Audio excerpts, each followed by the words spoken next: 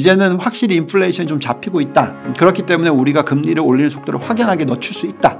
이 얘기만 나오면 급등을 할 수 있는 그런 환경이 될 수가 있으니까 앞으로 좀 계속 지켜보는 것도 중요한 것 같습니다. 이게 뭐 현금이 있으신 분들은 사야겠고 없으신 분들은 팔긴 늦었고 버텨야 되고 현금이 계신 분들은 사야 되는데 너무 빨리 안 사도 되시는 거죠. 유한타증권의 글로벌 자산 배분 본부장 유동원입니다. 저희는 글로벌 투자를 도와드리는 일을 하고 있고요. 저희가 개별 랩 상품을 운영을 하고 개인 고객들을 위해서 투자를 도와드리고 있습니다. 벌써 한 3년 좀 넘게 됐네요. 그렇게 작업을 한 지. 그리고 저는 이 업계에 한 벌써 이제 30년 차가 된 것 같습니다. 네, 계속해서 글로벌 투자, 원래 시장은 리서치부터 시작을 해서 헤지펀드 매니저, 그리고 지금은 한국에 계신 개인 투자자들의 글로벌 투자를 위해서 열심히 노력하고 있습니다. 네. 지금 시장 상황을 보면은 정말 오랜 경험이, 투자 경험이 무엇보다 필요한 것 같은데요. 때마침 어제 이제 FOMC가 열렸고 그 결과가 나왔는데 좀 어떻게 보셨는지 궁금합니다. 네. 요즘에는 FOMC 미팅만 하고 나면 굉장히 실망을 하게 됩니다. 그죠? 9월 달은 굉장히 쇼킹하게 다가왔었고요. 그러니까 다가왔다라는 부분을 보시면은 저희는 기존으로 이제 초긴축 사이클이라고 얘기할 때 보통 연간 단위로 1년에 3%포인트 이상 금리를 올리면 그거를 이제 초긴축 사이클이라고 얘기를 해요. 정상적인 금리 인상 사이클은 1년에 2% 이하로 올리는 것을 이제 정상적인 사이클이라고 얘기를 하고 초긴축 사이클은 이제 3%포인트 이상입니다. 그래서 저희는 이제 연말까지 한 3.75 정도까지 올릴 줄 알았는데 9월 달에 이제 발표를 했었을 때 시장에다 대놓고 파웰 의장과 미 연준의 점도표가 나오면서 아마도 연말까지 4.5, 4.75 뭐 이런 숫자를 제시를 했고요. 그렇기 때문에 이제 저희가 생각했던 것보다 훨씬 높았고 또 1년 전만 하더라도 금리 안 올린다고 했었기 때문에 굉장히 이제 빠른 스탠스의 변화였고 또 그 올리는 강도가 굉장히 강했었어요. 그래서 이제 시장이 어떻게 보면 그 이후로 굉장히 큰 폭의 조정이 있었죠. 그래서 W자를 형성을 하는데 바닥을 형성을 하는데 두 번째 바닥이 첫 번째 바닥보다 더 낮은 그런 케이스를 만들어냈습니다. 근데 이제 이번에 그 11월 달도 보면 이제 금리에 있어서 조금 이제 톤이 좀 바뀔 줄 알았는데 기본 말했던 내용은 똑같고 그러니까 연말까지 그다음에 이제 내년에 있어서 고점 금리 수준에 있어서 많은 분들이 이제 4.75에서 5% 정도로 생각을 하고 있었고 연말에 아무리 많이 올려봐야 뭐 5% 조금 넘는 정도 그리고 하반기에는 좀 금리를 오히려 내릴 수도 있을 가능성 피봇이라고 얘기합니다. 그래서 정책적인 변화가 있을 가능성에 대해서 기대를 했었는데 지금 파웰 의장이 한 얘기는 얼마나 높이 올릴지에 있어서 의구심을 가져다 줬고요. 그다음에 또 얼마 동안 그렇게 높은 금리를 유지할지에 대한 또 의구심을 만들어줬습니다. 그래서 만들어줬다기보다 만들었죠. 그러다 보니까 이제 시장이 어저께 발표가 나오면서 오늘 아침이죠. 지금 변동성이 굉장히 큰 폭으로 나오고 큰 폭의 하락이 있기도 했습니다. 그런데 좀 잘 생각을 해보시면 이미 시장은 4%대 후반 5% 정도의 금리에 대해서는 예측을 하고 있었으니까 여기서 더 많이 올리지는 않을 것 같아요. 그러니까 아주 많이. 그러니까 무슨 말씀을 드리는 거냐면 파웰 의장이 PC 근원 인플레이션에 대해서 얘기를 했는데 그게 이제 5.1%입니다. 인플레이션 숫자보다 아주 많이 높게 올릴 가능성은 낮다라고 보여지고요. 그래서 결국은 뭐 얘기를 하는 톤은 추가로 올리는 것이 뭐 0.25 많이 더 하면 0.5 정도인 거고요. 그거는 사실 뭐 큰 의미가 없죠. 왜냐하면 5%에서 5.5 해봤자 이제 10% 정도 더 올리는 거니까 사실 0%에서 5% 가는 게 훨씬 더 충격이었기 때문에 그렇게 보면은 당연히 바라는 거는 이루어지지 않아서 충격이 있었지만 그 충격의 사이즈나 기간을 보면 저희는 그렇게 오래 가지는 않을 것 같고요. 결국은 이제 중요한 것은 이 정도로 금리를 올렸을 때 어느 시점에서 이제 경기 침체가 올 건가 하는 부분을 많은 사람들이 이제 고민하게 될 거고, 그랬었을 때의 실적이라든지 기업들의 펀더멘탈이라든지 또 주가 대비와 금리로 비교했었을 때 어떤 종목이 매력도가 있는지에 대한 그런 어떤 공부가 많이 들어가는 시기가 앞으로 1년 동안 나오지 않을까라는 생각이 듭니다. 어제 저도 그때 깨어 있었는데 네. 그 성명서를 나왔을 때는 그렇죠. 오르더라고요. 올랐어요. 네. 그러니까요. 저도 네. 이게 왜 그러냐면 이번에 파웰 의장이 참 좀 이해가 잘 안 가는 액션이었어요. 왜 그러냐면 이제 성명서를 보시면은 네. 성명서의 내용은 뭐였냐면은 금리를 올리면 그거에 대해서 레그, 그러니까 금리를 올리면 경기에 미치는 네. 영향이 시간적으로 필요하기 때문에 그 성명서를 보고 있으면 좀 기다릴 것 같아 보이는 그런 느낌이었단 말이죠. 그 레그 관련된 경기가 둔화되는 데 있어서의 어떤 시차에 대해서 언급을 전에 성명서에서 안 했고 이번에는 했기 맞아요. 때문에 그래서 이제 시장이 올라갔죠. 근데 이제 파웰 의장이 기자회견을 하면서 빨리 올린 거를 자기는 잘했다. 굉장히 자랑스럽게 얘기했고 이게 필요했다라고 얘기를 했고요. 그다음에 얼마나 높이 올릴지에 있어서는 9월 달보다는 더 높을 것 같다. 그러니까 속도나 폭에 대해서 좀 더 세게 얘기를 했고요. 그다음에 또 얼마 기간 동안, 그러니까 좀 장기간 얘기를 하는 거죠. 그래서 그런 부분들이 이제 시장에 악영향을 미쳤고요. 또 파웰 의장이 이제 이렇게 얘기를 했습니다. 금리를 너무 많이 올려서 그 인플레이션을 그러니까 빨리 잡는 것이 덜 올려서 인플레이션을 못 잡는 것보다 훨씬 낫기 때문에 만약에 금리를 너무 많이 올려놓으면 얼마든지 빠르게 내릴 수 있으니까 여유가 있다라는 얘기죠. 그래서 파웰 의장이나 미연준 그 위원들은 그 금리를 올리는 것을 더 선호한다 네. 쪽으로 얘기를 했었습니다. 그래서 이제 그런 부분들이 이제 시장에 지금 충격으로 좀 다가왔다라고 보시면 될 것 같습니다. 그래서 기준금리가 뭐 예를 들어 2에서 4%가 되면 2배인데 이제 5%에서 5.5가 되는 거는 이제 뭐 절대적인 수치는 높을 수 있지만은 그 변화량은 작으니까요. 근데 설마 또 막 5.5 네. 심지어 6% 이상 가고 막 이런 거는 있을 수 없는 일이죠. 지금까지 행보를 보면 이것도 되는 거 아니야? 그러니까 이제 그죠. 그게 이제 많은 분들이 지금이랑 1960년대 중후반부터 80년대 초까지 그러니까 그때가 이제 스태그플레이션 시대거든요. 그래서 인플레이션이 뭐 6%에서 잡히지 않았고 거의 뭐 10몇 프로 거의 뭐 예, 그 15% 정도까지 올라가기도 했죠. 그래서 금리도 15% 훨씬 넘게까지 올렸었습니다. 그죠? 그리고 많은 분들이 이제 그 PC 인플레이션 말고 헤드라인 인플레이션이 뭐 이렇게 8% 이상까지 올라가게 되면은 그 인플레이션이 잡히는데 시간이 걸린다라는 얘기를 하는 사람들이 많아요. 그래서 금리를 정말 많이 높이면 6%까지도 뭐 올릴 수 있지 않나 뭐 이런 얘기들을 하시는 분들도 있어요. 그렇지만 저희가 지금 판단하기에 당연히 지금 시대가 과거에 비해서 인플레이션이 훨씬 높은 시대인 건 맞아요. 예를 들면 지난 뭐 10몇 년 동안에 평균적인 미국의 인플레이션 숫자를 보시면은 한 1.6% 정도 된단 말이죠. 그래서 그거의 한 2배 정도? 한 3% 정도의 인플레이션 시대에 우리가 지금 있다라고 저는 생각을 합니다. 자, 그러면 금리는 그것보다 좀 높으면 된다고 생각하거든요. 그래서 저희가 계속 얘기하고 있었던 거는 장기적으로 한 3.5% 정도의 금리 수준을 유지를 했었을 때 임금 상승률이나 모든 부분을 놓고 봤을 때 미 연준이 바라는 것은 실질 성장률이 아니면 실질 금리가 플러스인 걸 바라요. 네. 자, 그러면은 금리가 예를 들어서 3.5%고 인플레이션이 3%면 되는 거예요. 플러스죠. 네. 예, 그래서 뭐 만약에 인플레이션이 3%고 금리가 4% 그럼 확실히 되는 거고요. 지금 벌써 1.8%니까 많이 올라가 있거든요. 그래서 나중에 이제 내릴 수 있는 룸을 지금 만들어 놓는 거라고 생각하시면 될 것 같습니다. 그래서 장기적으로는 그게 맞아요.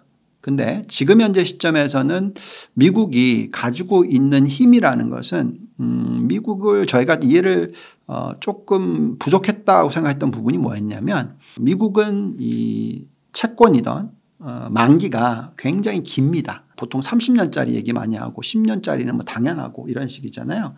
그래서 모기지론도 보시면 30년 대부분 기준으로 하거든요.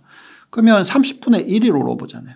그러니까 1년 만에 지금 금리 이렇게 올린 건데 그러면 이제 겨우 30분의 1이 그렇게 바뀌는 거죠. 네. 그 다음에 이제 30분의 2 이렇게 30분의 3 이런 식이 될 거 아니에요. 그렇다 보니까 다른 나라들에 비해서 그 이자 코스트 또는 이자 비용이라든지 롤오버를 하는데 어떤 들어가는 비용 자체가 아니면 규모 자체가 훨씬 적죠. 근데 반면에 우리나라 같은 경우에는 보통 대부분이 흔히 말하는 변동성 금리 여기에 플러스 알파죠. 아니면 3년 대부분 그렇잖아요. 네. 그렇다 보니까 장기 금리보다는 훨씬 중기 금리 여기에 예민해요. 그렇다 보니까 지금 우리나라나 뭐 다른 신흥국 같은 경우에는 훨씬 변동성이 심할 수가 있습니다. 그래서 미국은 이렇게 하면서 양털깎기를 하는 거죠. 즉 달러 강세를 유지를 하고 그 달러 강세로서 글로벌 자산을 싸게 사거나 아니면 온쇼링을 하게 만들거나 네. 뭐 이런 식의 지금 현재 모습이 나오고 있습니다. 그래서 금리가 이제 5% 정도까지 예상을 해봐도 앞으로 만약 오른다 해도 그렇게 크다고 볼 수는 없기 때문에 네. 지금은 그러면은 주식을 조금 그래도 용기를 내서 그렇죠. 그래서 네. 숫자라는 것은 이제 저희가 이제 계산을 좀 해보면은 네. 우선 경기 침체 부분에 있어서 어느 정도의 경기 침체냐 중요합니다. 그래서 지금 현재 저희가 계산을 해보면 현재 S&P 그러니까 어제 빠졌던 S&P 또 어제 나스닥이 빠졌던 그 지수대가 그러니까 내년으로 놓고 보면 경기 침체가 오기는 오는데 네. 마이너스 이런 성장률이 아니고요. 아까 말씀드렸듯이 이제 실질 금리가 한 2% 미만이라고 얘기했죠. 그래서 경제 성장률 뭐 1%에서 2%대 뭐 이 정도로 이제 급격하게 둔화되는 부분 정도 수준로 계산했었을 때 그리고 또 금리가 그렇게 얼마까지 올라가냐 계산했었을 때 한 5% 정도 올라간다라고 치고 그 정도의 경기 둔화로서 계산을 하면 네. 1% 2% 성장률이라는 것은 인플레이션 3을 집어넣으면은 실질 성장률이 1%니까 명목 성장률은 한 4, 5% 정도 되는 거죠. 네. 그러니까 그 정도의 슬로우다운. 예. 그러니까 지금 명목 성장률이 작년에 2자릿수였고 올해는 저희가 지금 계산해 보면은 2자릿수보다 살짝 낮은 정도이거든요. 8, 9% 정도 될 겁니다. 그러니까 이제 내년에는 3, 4%대 또는 4, 5%대까지 떨어지는 이게 이제 연착륙이죠. 네. 예. 근데 만약 그게 뭐 인플레이션을 집어넣고도 명목이 막 2%대로 떨어졌다. 그러면 이제 마이너스잖아요. 성장률이 실질 성장률이. 네. 그게 이제 경기 침체라는 거죠. 경기 침체 사이즈가 굉장히 크다라는 케이스죠. 그렇게 되면은 추가로 더 하락할 수 있어요.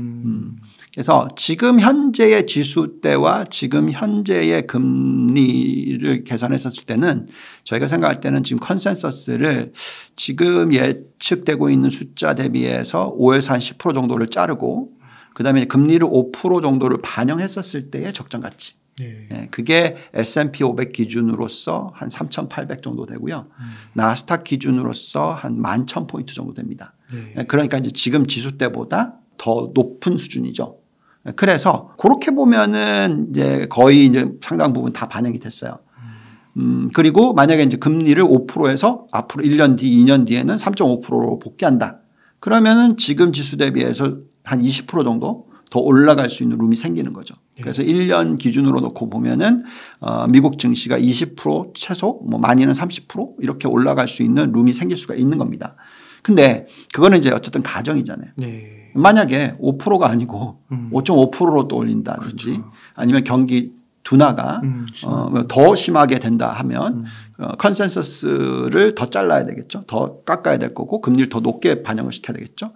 근데 이제 금리 1% 올라가는 있었을 때 계산해 보면은 S&P 500 기준으로서 한 11% 정도 그리고 나스닥 기준으로서는 한 12% 좀 넘게 적정 가치가 떨어져요. 그래서 결국은 금리가 5%가 아니라 6%다. 그러면은 지금 지수 대비해서 10%씩 더 잘라야 되는 거예요. 네. 그러면 앞으로 10% 정도 더 빠질 수 있다. 뭐 이런 룸이 생기는 거죠. 근데 이제 저희는 그렇게까지는 아니다 생각하고 앞으로 내년도 중에 그 피봇이 일어날 가능성이 상당히 높다. 그러니까 피봇이라는 개념이라는 게 저는 뭐라고 얘기하냐면 금리를 내리는 걸 얘기를 합니다. 많은 분들은 또 보면 이제 금리를 올리는 속도를 더디게 하는 것도 피봇이라고 얘기를 하는 거지만 그게 아니라 이제 정책에 아예 변화가 있는 확실히 일어나는 거를 얘기를 하거든요. 그래서 저희는 내년 하반기에는 그렇게 될 수 있다. 3분기 말 뭐 4분기에는 당연히 그럴 수 있다라고 저희는 생각을 하고 있어서 많은 숫자들이 거기에 몰려 좀 있습니다. 그래서 중요한 것은 이제 그 전에 인플레이션 잡히는 모습이 나와야죠. 그래서 저희는 앞으로 인플레이션 숫자 그리고 이제 미 연준이 계속 얘기하는 초고점 금리 앞으로의 정책의 방향성 여기에 또 경기가 얼마나 빠르게 그 둔화가 되는지 이런 부분들을 좀 계속 고민을 하면서 시장을 들여다봐야 될 것 같습니다. 그렇지만 말씀하신 대로 시장은 뭐 예를 들어서 여태까지 100%의 리스크라면 그중에 90%는 반영한 게 아닌가. 그죠? 그래서 상당히 많은 부분이 이제 주가에 반영이 되어 있다라고 생각을 하고 있고요. 그렇다면은 이제는 점차적으로 뉴스에 악재에 민감하기보다는 호재에 민감할 경우가 높습니다. 예를 들면 오늘 같은 경우에도 미국 증시가 저렇게 빠졌어요. 근데 한국 증시는 지금 코스피가 거의 보합 수준까지 올라왔죠. 그죠? 그런 케이스를 보고 있으면은 너무 많이 빠져서 그런 건가요? 네, 그렇죠. 그래서 결국은 무엇을 반영하고 있느냐. 그러니까 어느 정도의 금리와 어느 정도의 리스크를 위기를 반영을 하고 있느냐. 이 부분이 중요한데 저희는 지금 지수 때는 계속 말씀을 드립니다만 상당히 많은 부분의 리스크를 반영한 숫자이기 때문에 조금만 미 연준이 스탠스를 이번에 파웰을 한 게 아니라 이런 식이 아니고 이제는 확실히 인플레이션이 좀 잡히고 있다. 그렇기 때문에 우리가 금리를 올리는 속도를 확연하게 늦출 수 있다. 이 얘기만 나오면 급등을 할 수 있는 그런 환경이 될 수가 있으니까 앞으로 좀 계속 지켜보는 것도 중요한 것 같습니다. 그래서 그 리스크 10% 부분을 만약에 2023년 내년에 반영을 하게 되면 여기서 더 떨어질 수 있는데 그거는 안 발생할 수도 있는 거죠. 그렇죠. 그러면은 위로 열려 있는 게 오히려 많이 훨씬 더 많죠. 많다라는 거죠. 그래서 우리가 항상 이렇게 얘기하잖아요. 리스크, 리워드. 리스크 대비해서 얼마나 리워드가 있느냐. 지금 숫자는 어떻게 되어 있냐면은 마이너스 10% 플러스 50%예요.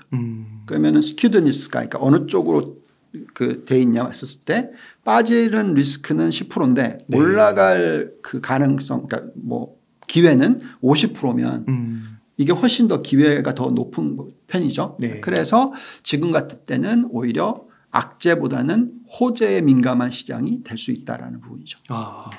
그러면은 이게 뭐 현금이 있으신 분들은 사야겠고 없으신 분들은 팔긴 늦었고 버텨야 되고 현금이 계신 분들은 사야 되는데 너무 빨리 안 사도 되시는 거죠. 조금 이제 분할 매수 개념으로 생각하시면 될 것 같고 미국 증시로 보면은 보통 미국 증시가 11월부터 4월 달까지는 좋고요. 좋다고 하더라고요. 네, 그리고 그 이후에 뭐 5월부터 11월까지는 안 좋아요. 저희가 이제 운용을 해봐도 물론 작년에는 틀렸습니다. 작년 11월부터 올해까지는 많이 틀렸죠. 네. 그건 왜 그러냐면 초긴축 사이클이 들어왔기 때문에 그렇고요. 그거가 아니었으면 기본적인 평균은 지금 이미 벌써 금리를 많이 올려놓은 상황으로서 11월을 들어가는 거잖아요. 그렇죠? 11월 2일 날 벌써 3.75까지 올려놓은 케이스니까. 그렇죠? 좋은 것 같기도 하고. 그래서 이제 여기서부터는 올린다 하더라도 앞으로의 긴축이 아무리 빨라진다 하더라도 보십시오. 3.75에서 예를 들어서 5%까지 가면 1.25잖아요. 1년 동안에 1.25를 올리는 케이스면 8번 만나는데 0.25만 올려도 훨씬 더 올라가는 거잖아요. 그러니까 그만큼 속도가 떨어지는 거죠. 보통 노멀 그러니까 평균화된 금리 인상 사이클로 계산을 하면 그 기간 동안에 증시는 올라갈 수가 있거든요. 그래서 저희가 생각할 땐 지금은 계속 말씀을 드리고 있지만 상당 부분에 선반영이 된 부분이라서 그래서 금리를 올릴 때 올린다 하더라도 0.25씩 올리는 케이스가 딱 나오면은 그때는 사야죠. 그래서 지금은 그렇구나. 그래서 지금 0.75 0.5, 사야 되는 0.25 이렇게 되면은 사야 되는 케이스로 저희는 생각을 하고 있습니다. 그렇군요. 그 본부장님께서 30여 년 이제 이 업계에 계시다고 하셨잖아요. 그 선반영 속도가 요즘이 과거보다 좀 빨라진 것 같다고 느끼시나요? 네, 확실하게 빨라졌다고 생각합니다. 왜냐하면 저희는 과거에 이렇게 얘기를 했어요. 시장이 네. 컨센서스를 쫓아간다고 저희는 생각을 했거든요. 그러니까 예를 들면은 이제 미국의 그 닷컴 버블 붕괴될 때 네. 보시면은 이익이 먼저 깨져 내려오고 그리고 나서 급락이 나오기 시작했어요. 그렇구나. 네. 그리고 2007년, 2008년도 마찬가지입니다.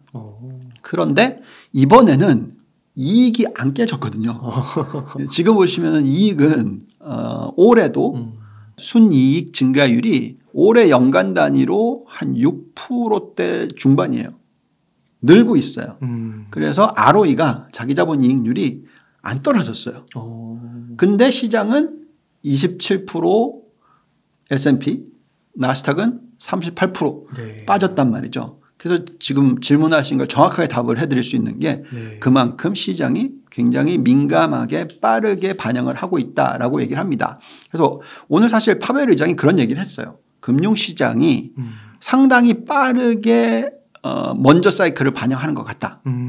그리고 나서 많은 사람들은 그렇기 때문에 경기도 인플레이션도 훨씬 빠르게 반응을 할 거다라고 얘기를 해요.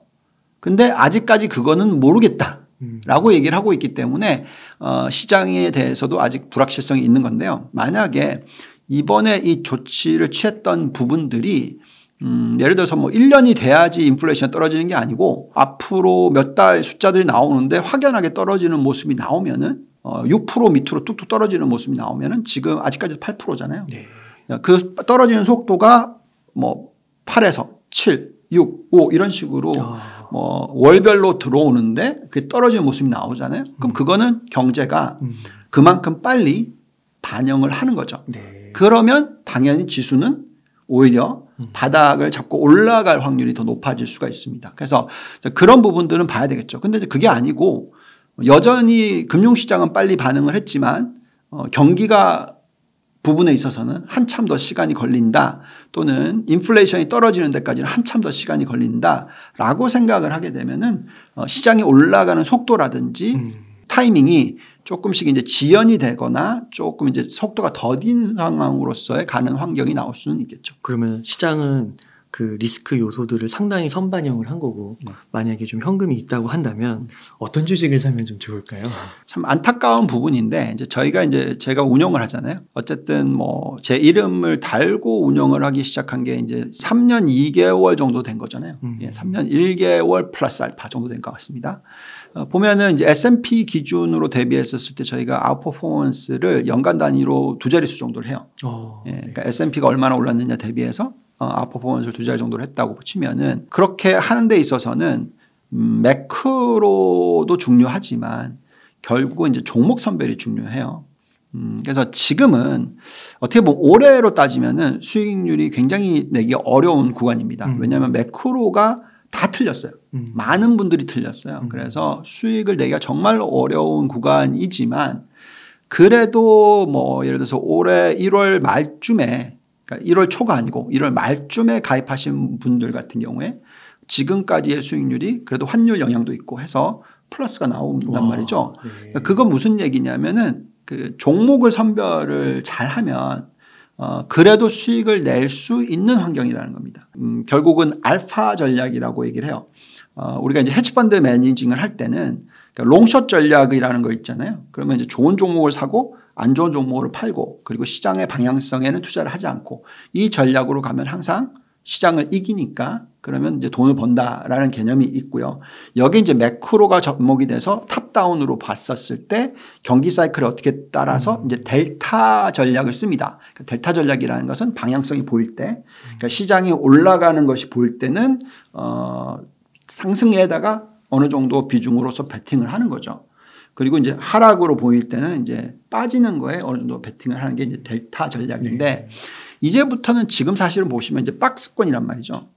물론 두 번째 바닥이 더 낮아지긴 했지만 4,300 갔다가 내려왔잖아요. 또 다시 올라가고 이런 식의 어쨌든 흐름 자체가 박스권이라고 하면은 이때는 결국 종목을 잘 고르시면 수익을 낼 수가 있어요. 심지어 이런 얘기를 해드릴 거예요. 1번이 기억하시면 잃어버린 20년이라고 얘기를 하잖아요. 30년. 30년이군요. 예.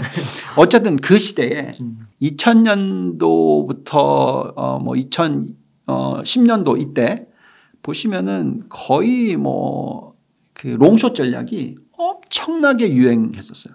자금이 굉장히 많이 들어왔었고요. 그리고 굉장히 초과 수익률을 내는 것들이 많이 나왔었어요. 그래서 상당히 많은 헤지펀드들이 활성화됐던 시기입니다. 왜냐하면 박스권이었거나 빠지는 구간에도 종목을 잘 골라내니까 그렇게 수익이 났기 때문에 이제 그렇게 된 거예요. 그래서 지금 다시 말씀을 드립니다만 지금은 종목 선별을 잘하면 된다. 네. 또는 업종 선별을 잘하면 된다. 근데 업종 안에서도 종목을 잘 골라내면 된다. 이게 더 중요한 것 같습니다. 그래서 그 방법에 있어서는 또 좀 더 자세히 말씀드릴 수 있을 것 같아요.